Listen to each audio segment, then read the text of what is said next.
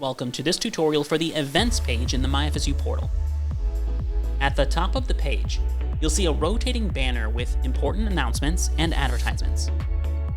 Below the banner is the Explore Hello FSU section. This area includes quick action icons and 4 main categories: events, dining, sports, and news. Selecting one of these category cards will take you to a dedicated page where you can filter the content. For example, dining allows you to filter all on-campus dining options by location, like the Union.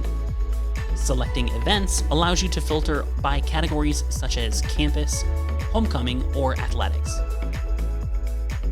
Further down the page is the Student Stars section, which highlights notable student representatives and their stories.